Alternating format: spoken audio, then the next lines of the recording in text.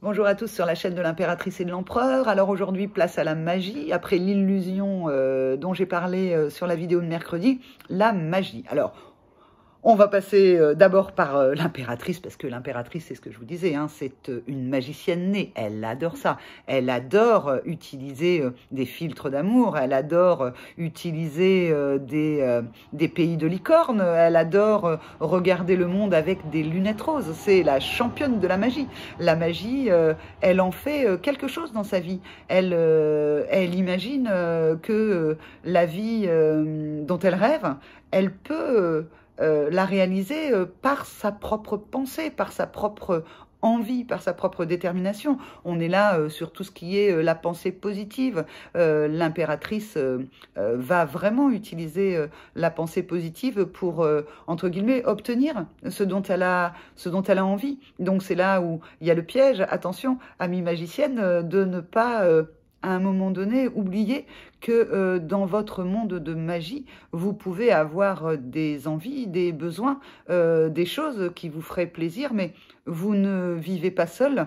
Et l'autre, lui, peut-être, ou les autres, n'ont pas forcément le même rêve que vous.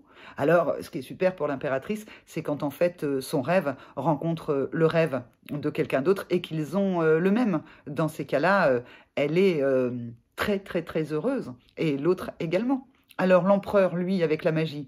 Alors l'empereur avec la magie, c'est vraiment pas quelque chose avec lequel il est à l'aise, parce que dans la magie, il y a quelque chose que l'on ne comprend pas. Il y a quelque chose que, justement, si on cherche, on ne trouvera pas.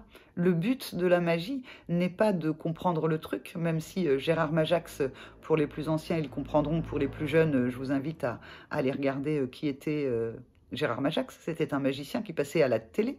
Eh bien, l'empereur, lui, à la limite, Gérard Majax, ça pouvait l'intéresser, puisqu'il disait, il y a un truc, et il nous donnait, il nous livrait le truc. Donc, pour l'empereur, la magie, ça peut l'intéresser si on peut lui donner le truc. Sauf que des Gérard Majax, il n'y en a pas toujours, et que la magie est bien plus belle si on ne cherche pas à connaître le truc et à accepter qu'il n'y a pas de compréhension à avoir, juste de la vivance, juste vivre l'expérience. Donc l'empereur, lui, avec la magie, il va regarder de ça de un peu haut, il va, quand il se connecte à son intuition, hein, parce que l'empereur sait se connecter lui aussi à son intuition, quand en fait il accepte cette magie intérieure déjà, eh bien il va pouvoir s'ouvrir à la magie de l'extérieur.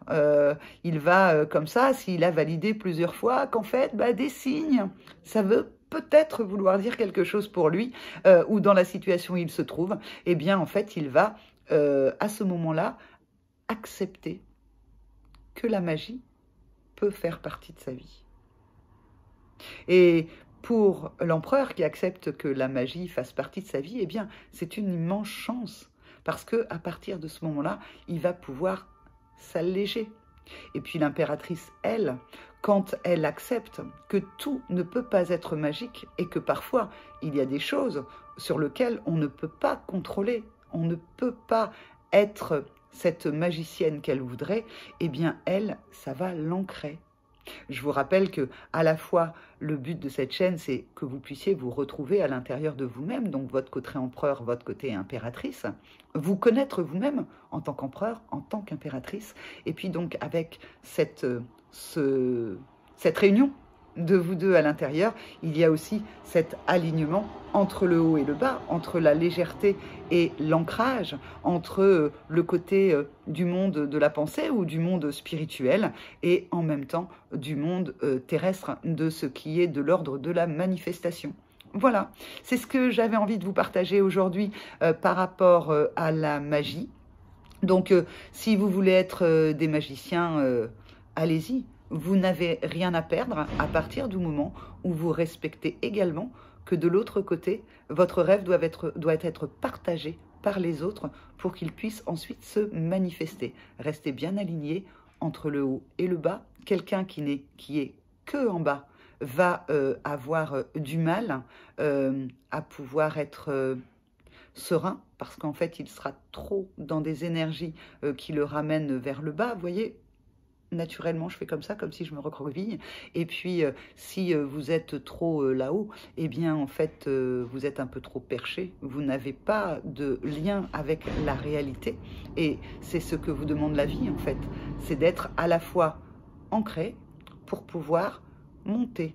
Et lorsque vous êtes bien ancré, la magie opère. Et à ce moment-là, vous pouvez vous élever. Vous pouvez aller bien plus haut. J'ai même envie de dire, ça n'est que comme ça que vous pourrez aller haut, aller vous élever, vous alléger et pouvoir en fait à ce moment-là connecter votre monde intérieur, peut-être connecter d'autres mondes que vous ne connaissez pas, en tout cas pouvoir faire partie de ce monde de magie à la place qui est la vôtre, en alignement à l'intérieur de vous et en alignement avec le haut et le bas.